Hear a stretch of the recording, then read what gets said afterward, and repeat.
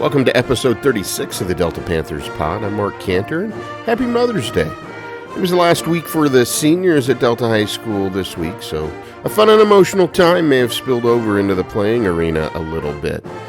Delta Panthers girls soccer continued their quest for a state title as they competed in the first two games of the state tournament this week. I spoke with a few of the girls before their first game on Thursday. I'm here with four girls from the undefeated girls soccer team, and I'm just going to have them start out, introduce themselves, and tell you what position they play. I'm Ellie Chavez, and I play defense. I'm Velma Bailey, and I play defense. I'm JC Christie, and I play a forward. I'm Julia Nelson, and I'm the goalie. Julia, we'll start with you. Like I mentioned, you guys have an undefeated record, and a lot of that goes to you defending the goal. So talk a little bit about the mindset you have in goal and what kind of goes into that. I honestly just am really confident because I have a really confident defense who doesn't really allow many shots to be off. So I'm pretty confident just because they're confident as well. So you build off of their confidence. That makes sense, sure. Or maybe they build off mine. That works too. Yeah, it goes hand in hand. I mean, you all work together as a team. So Ellie, would you say that's probably right? Yeah, I think that we definitely feed off Julia and talk really well, and she's really great about being a vocal leader from the back because she can see the whole field. That makes sense. So, Velma, talk about what you see out there when you're out on the field. Well, I feel really confident just as a team as a whole. We all build off of each other. So when we have a rough day, we all pick each other up. When the offense is having a good day, we all have a good day because they keep the ball on the other side. But when the offense isn't having a bad day, then the defense picks them up. Soccer's truly a team sport, isn't that right, JC? Yeah, it's really a team sport. So, let's talk about your undefeated season a little bit. Obviously, you guys last year made a deep run in the playoffs, and we're looking to build on that coming into this season. But did you guys think you could go undefeated the entire way, Velma? Yeah, I think we could. I believed we could just because, I wanted to have the mindset first. It all starts in the mind. You have to be mentally prepared for all of it. So I think when we come in mentally strong, then we play even stronger. Very good, very good. So, Ellie, what has this season meant to you going undefeated? It's meant a lot to me as a team, and we've been playing together for so long, and it's so nice to have such a successful season, especially since it's my senior year, and we really want to go far and do the best we can. JC, how about you? Was there a point in the season where you thought that you just weren't going to lose? Yeah, I feel like especially after our first game when we beat Montrose 4-0, that was a confidence booster for us, like that we could do it and we could go undefeated the whole season. And so but then we just kept playing good teams and winning, and we started building off of each other as a team and getting better, and I'm really confident in our team and trust each other. So Julia, what has the undefeated season meant to you? Well, going off of our junior year last year losing as bad as we did in the Final Four, it honestly just made us all want to win. That's all we want is to win. And even if we find ourselves down by a point, it's just we don't care. We're just pushing ourselves to tire back up within seconds. So they're really, the mindset was we're not going to lose. That was kind of the mindset, which is great. And I think that is probably a good mindset going in to the playoffs now. You guys are going to host, I believe, Elizabeth here in the first round. Tell me what you guys know about Elizabeth, if you've seen them play at all. What do you expect from them, Julia? We honestly expect their passing to be pretty good. I mean, their record isn't terrible. They have won 8 games, and they are from Denver, so the teams that they do play seem to be a little bit better. So I feel like we're just going to play our game and watch, just make sure we don't allow them to play any, fast through balls and get through us. How important is it to host this first-round game, Jason? I think it's really important because, we get to play on our home field and play like in front of our fans and our people and like kind of like prove a point that like we deserve to be in the playoffs. Velma, if you guys win, you obviously continue to host. How important is that throughout the first 3 rounds of the playoffs? I think it's really important because we get the home ground advantage. And our field is not the best, so we know our field really well, and most teams don't, especially the teams come from Denver because they have better fields up there. And it's also important because our fans get to be there, and it's just a lot better to be able to go home and celebrate and just see how many people really do show up and care and prove that we are meant to be here. Ellie, we'll end with you. The answer's obvious to this question. How far do you think the girls can really go? I mean, I think that we can go all the way if we really push ourselves, and I think we have the mindset to make it to the finals and do better than we did last year. So I think that our confidence is up right now, especially. So we just need to keep that going throughout the playoffs. Yeah, that really wasn't a fair question. I know you girls all expect you're going to win a state championship, and I hope you do. And I wish you girls luck throughout the playoffs. Thank you. The girls handled their business, taking down Elizabeth 10-0. Jessica Black led the way with 3 goals. Mary Hollenbeek and J.C. Christie each had 2. And Ellie Chavez, Delaney Sines, and Lanicia Tyson each had a goal apiece. The defense did their job, limiting the Cardinals to 4 shots on goal, and Julia Nelson obviously came up with the 4 saves. Delta's second-round match was against a familiar foe in Western Slope League mate Roaring Fork yesterday. The second verse was the same as the first. Actually, it was even better as the girls shut out the Rams 6-0 in this second meeting of the season. The quarterfinals are next, and the girls host Timnath on Tuesday. Delta Panthers baseball closed out their regular season with a big doubleheader at Coleridge yesterday. Here's what head coach Steve Ryer had to say before those games. Steve, the boys, especially the seniors, came out to perform against Basalt last weekend for Senior Day. Yeah, that was fun. You always hope Senior Day that your seniors, rise up and do a good job. And it was fun to watch them. I was happy for them. We got everybody a little play time, and that's the other thing we try to do. And everybody contributed. And those were 2 really, really good team wins. Ty Reed started that first game and basically had the best game on the mound and at the plate, he's had all year, quite possibly in his 4-year baseball career. Talk a little bit about what you've seen from him in his journey and how he's become just a great ball player. Yeah, that's the thing we talked about before the game, is some of these kids have been with us, at the varsity level for 4 years, and Ty's one of those, and Ty has played an integral part for 4 years. He's played a huge role on the bump for us, and when you talk about those stats that he had, 121 hits going into last weekend in 4 years, that's pretty impressive. And last year he hit a little bit of a hiccup, and I think a lot of it was his injury, and he came back this year hungry, and he's just struggled a little bit early in the season at the plate, and now he's got things clicking. And at the plate, I agree with you, it's probably the best outing I've seen Ty have. He was just electric, and we're hoping that he can repeat that today, or not necessarily repeat it, but just have the same kind of stuff. It's kind of cool. Both your starting pitchers had home runs in the games that they were pitching. You and I had talked about that, and that doesn't happen very often. No, it doesn't. That was a neat deal. Landon in that second game. I think that was a little bit of a monkey off his back because he's he started out hot with the home runs, and he's been through a little bit of a drought hitting home runs, but he's hit a lot of triples and he's hit a lot of doubles. So it's like we tell him, just hit line drives and the long ball will come, and that's basically what he did. And that's been the strategy at the plate down the stretch, is line drives and base hits and just getting on base. Isn't that right? Yeah, absolutely. We in practice we have line drive rounds, and that's our whole focus is try to hit the ball as hard as we can hit it in in the middle of the ball, so the ball's going to carry, and hard ground balls and line drives is what we're looking for, and it's starting to take place. Couple of big games here today to close out the season against a quality league opponent.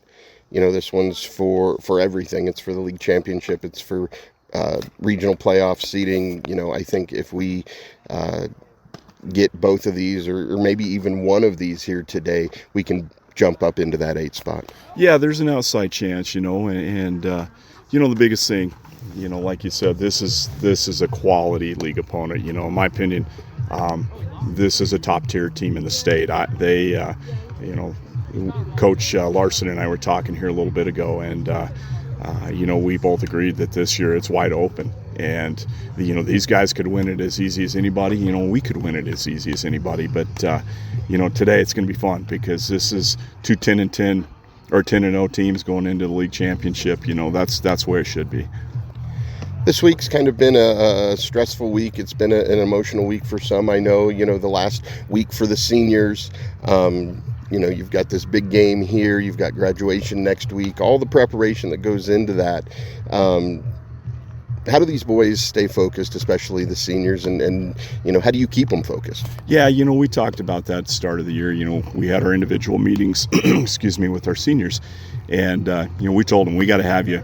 We got to have you until we're done playing, and we've got to have your focus. We've got to have your attention, and we always preach whatever's going on in your outside world. Once you step on the ball field, that's what we're focused on, and we just stay with that approach. And this group. I told them last night, the last couple of years, this Coal Ridge game has made me lose sleep. And it was because we had very good teams, but I didn't know which team was going to show up. And, this year we just kind of have a little bit of a quiet confidence that, it just kind of puts me at ease, and it could be that, they get us today. But I can tell you this, it's going to be a fight. And that's what I love about this crew. Look forward to it. Go get them today, Coach. Thanks, Mark. Appreciate it. The boys had a tough time getting runs across in Game 1, losing 9-3. Game 2, the boys fared a little better early on, even taking a 4-2 lead in the top of the 4th off of Pacey Smith's first varsity home run, but they weren't able to hold it and dropped the game 9-4. The Panthers finished the regular season at 16-7 and await the regional bracket release on Wednesday. Track competed in 2 competitions this week, starting with the Delta Twilight Invitational in Olathe on Thursday. Before I get to those results, let's hear from 4 members of the Delta Panthers track team. I'm here with 4 members of the Delta Panthers track team, Taylor Summers, Jordan Reed, Jordan Frazier, and Bergen McCormick. Thanks for talking with me today, guys. Let's start out. Taylor, tell me what events you compete in. So this year I competed in shot put, 4x8, 4x4, 4x2, and 4x1. And then I'm also be running the open 4 tomorrow. Okay, very good, very good. So how has your season gone? How have you performed in those events? All of our relays have qualified, which is pretty exciting. I'm also qualified in the shot put, and I'm close to qualifying in the open 4, so I think this year's been very successful for our girls track team this year. Explain how you qualify. So the top 18 in all regions in every event will qualify for state. Jordan, what events have you competed in? I've competed in the 4x4, the 4x2, 4x1, 100, and high jump. How has your season been? It was a little rough in the beginning with the 100, but recently it got better because I switched my feet on my blocks, so it helped a lot.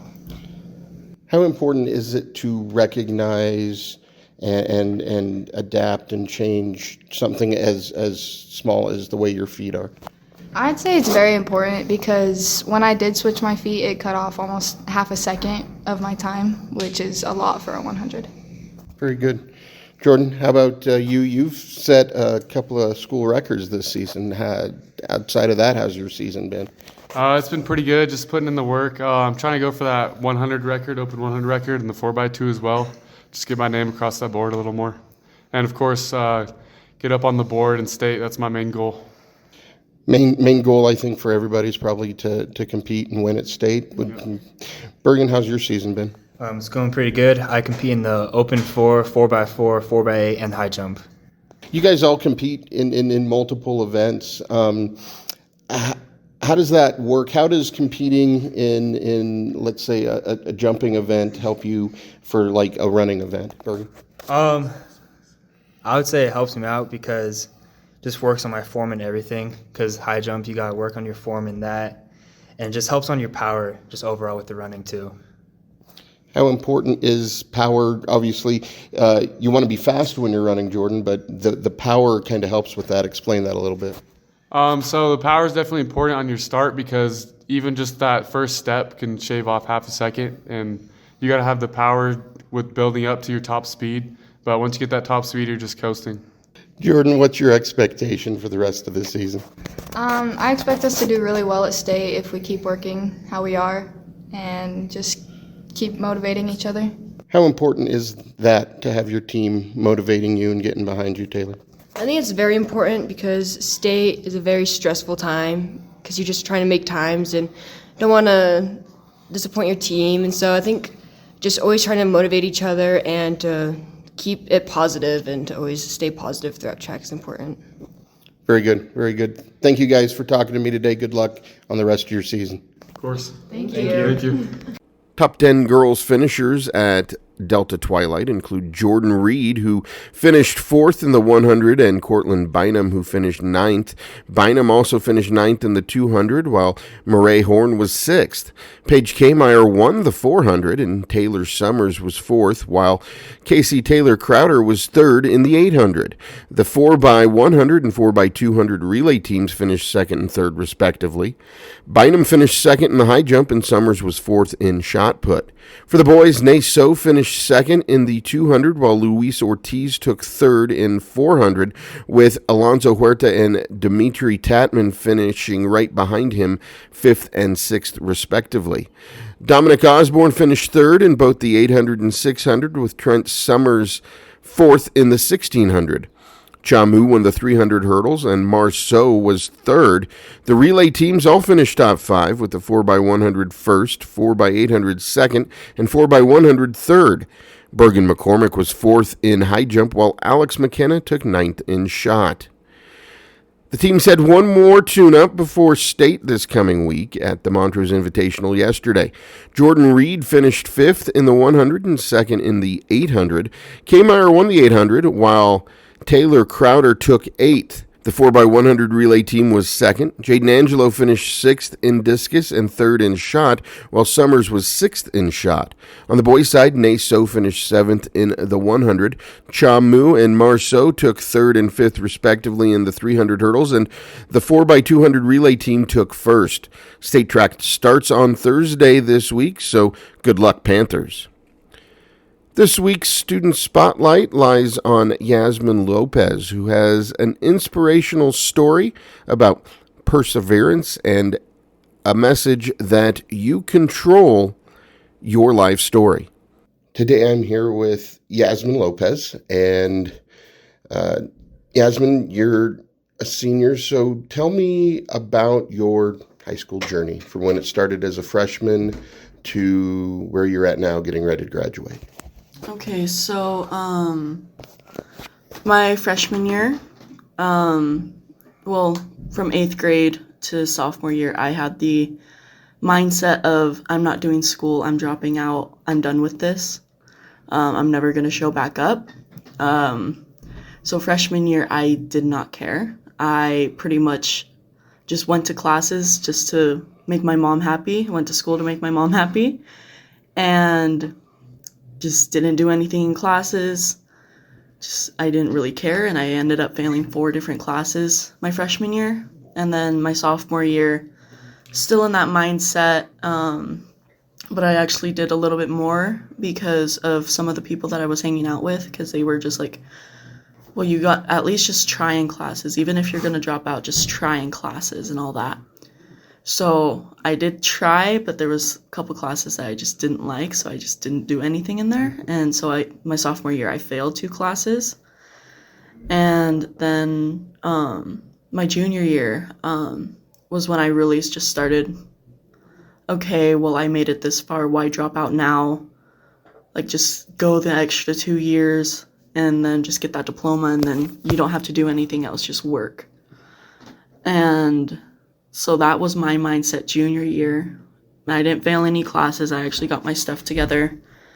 And then this year, I'm trying as hard as I can. I had to retake classes that I failed my freshman and sophomore year.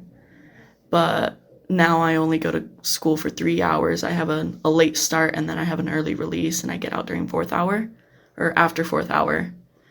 And I'm on track to graduate, and now I have made the decision to go to Western. Very good. It's been quite a journey for you then. It's really somewhat of an inspiration. What made you, was there one thing or a combination of things that made you change your mind between sophomore or junior year, or was it, okay, I've made it this far and let's just finish this out type of thing? Pretty much my thought process during that summer, because I made the decision during summer, because that's when I turned 16. I pretty much just was like, okay, so I made it this far. Why should I drop out now when I have 2 more years left and I've gone through 9, 10, 11 years of schooling already? Why just drop out now?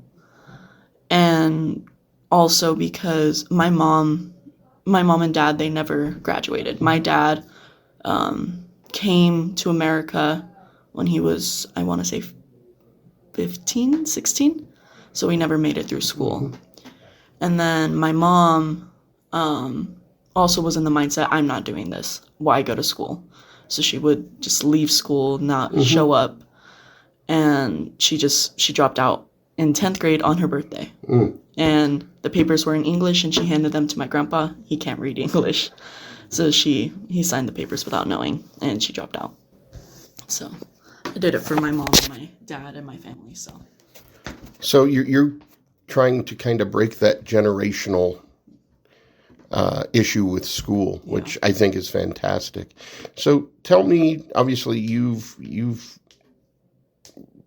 for lack of a better term, fought very hard to get through school and get to this point, and you're on track to graduate.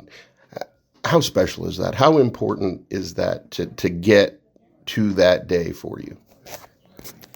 Honestly, I feel like I'm extremely proud of myself, because you should be. Like 4 or 5 years ago, I saw myself working at a fast food restaurant and not doing anything with my life. And now I see my future. I'm going to Western. I'm getting a graphic design degree. I am a minor in business, so I can open my own tattoo shop after college.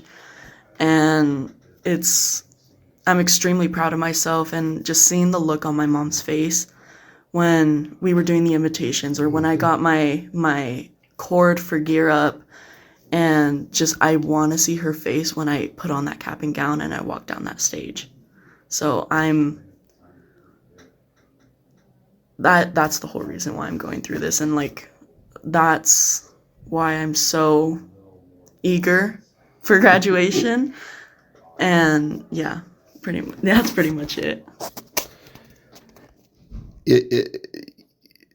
Making your parents proud is a great motivator, but you should be proud of yourself as well, because what you're doing to go from where you were at and the mindset you were at as a freshman to where you're at now is just an incredible transformation to me, and I'm very, very fascinated by it. Obviously, you work very hard on the academic end. What are some of the extracurriculars that you're involved in here at the high school? Or are you involved in extracurriculars? Because I know a lot of time is spent on the schoolwork. Yeah. From middle school all the way up to last semester, I was in band. So I was in the marching band from freshman year. I was in color guard freshman year. Then I switched over to the band portion sophomore and junior year and last semester. So I was involved in all that. And then, there was other things I tried to get involved in, but I just never really, Didn't really interest you? No. Okay. The only thing that really did interest me was band, and I'm the only bass clarinet player. So I sort of stick out like a sore thumb. But it took me 3 years to figure out what instrument I wanted, how I wanted to get there and all that. And yeah, I ended up landing on bass clarinet, and now my sister's doing it in the band at the middle school, which a little peeved at Brewington for, because it took me 3 years. He kept switching me instruments. I was on flute and then alto sax, and then he switched to bass clarinet. My sister went from clarinet to bass clarinet. I'm a little peeved at that. He wouldn't let me switch that. Talking on behalf of, as an older sibling, because I have a younger brother, something I learned growing up that I wouldn't say hold hard feelings about, but there's a lot of things that I didn't get away with that he did. And so I kind of paved the way. So I can relate to that feeling of you had to go through this process and your younger sibling really did not. But it's because you had to go through the process that they didn't. So, I get what you're feeling totally. What are some of your favorite classes here at the high school, and who are some of your favorite teachers? So my favorite classes throughout my entire high school was probably Crony. Didn't like the class, but I love Crony.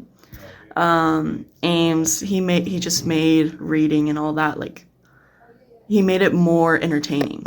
And then Pion, I just love the class. I love Pion. He does tick me off sometimes, but it's Pion, so he's gonna do that. Miss Bouchard, I love Miss Bouchard. My sister had her when she was down at the middle school, and now I have her, and then I just tell her all the stupid things my sister does. And then Miss Davis, I never had Miss Davis, but last semester, me and my friend used to go into her class, and we would just talk to her, and now she's one of my favorite teachers. Mr. Johnson and Mr. Brewington, they're my number one since middle school. They've honestly helped me through so much in my life because freshman year, the day we were supposed to be going to Pueblo for state, it was on a Halloween, and we always were up there during Halloween.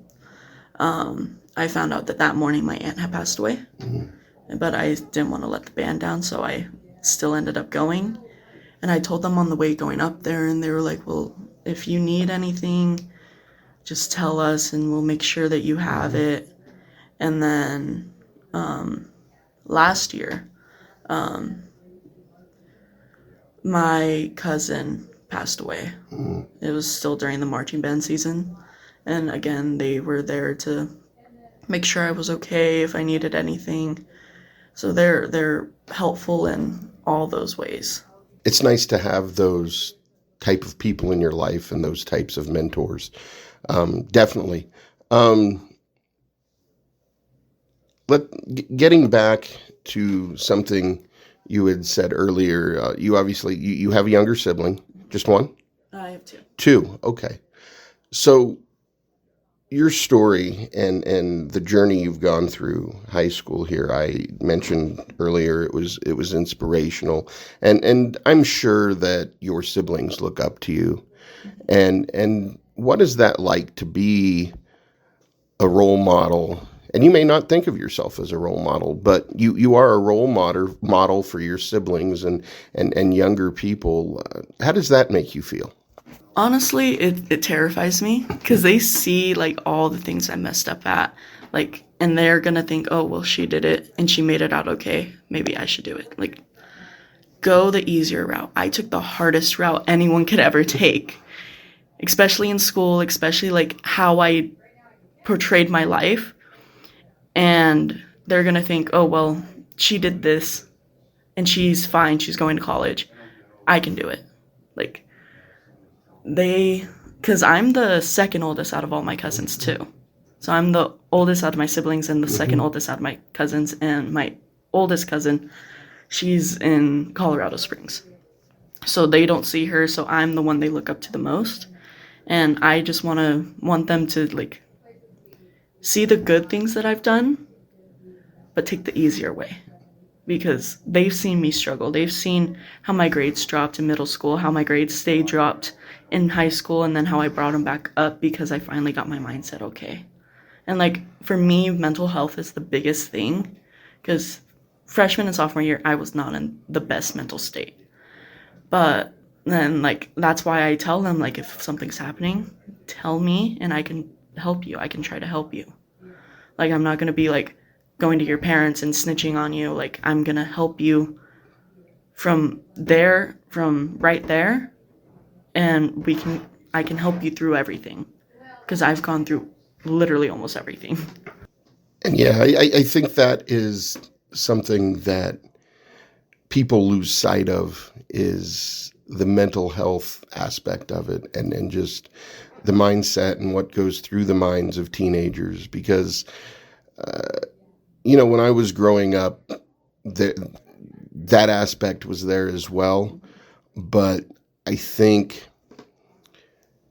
here we are 25, 30 years later, and I think the society we're in now, it's a little more difficult than it was when I was a teenager. And don't get me wrong, it was difficult, but I think being a teenager now is a little more difficult than it was in my day. So I totally get that, and I think that's a great message for not just your younger siblings, but everybody, is just keep in mind, if you're having problems mentally, or you're depressed, or whatever it is, reach out, talk to somebody and get the help you need, because it's out there, and there are people willing to do that. But Yasmin, it's been great talking to you. Thank you for sharing your story with me. It's like I said, inspirational. I'm fascinated by it, and good luck in the future. Thank you. Some announcements now. Congratulations to Matt Ham, who's been hired to be the new boys basketball coach. Ham most recently served as the boys JV coach and has been part of the DHS basketball program, both boys and girls, for the past 19 years. Also, 9th Street Hill will be closed starting tomorrow through Wednesday for the annual hill painting. For more updates and information, you can always refer to the Delta High Panthers Facebook page. That about covers it for this episode of the Delta Panthers Pod. I hope everyone enjoyed it. If you want to get in touch with me to suggest how I can expand my coverage of the Delta Panthers, feel free to contact me via email at dpbroadcast@yahoo.com. The Delta Panthers Pod drops Sunday afternoons throughout the school year and is sponsored by Jerry Ryer State Farm, Delta Ace Hardware, Delta Building Center, Delta Cabinet Company, Delta County School District, Hellman Motor Company, Quickie Tire Service, Mimi's Sweet Treats, 9 Stories Real Estate Films and Photography, The Sunflower Room, Taco Time, and Yost Family Dentistry. I'll talk to you all next week.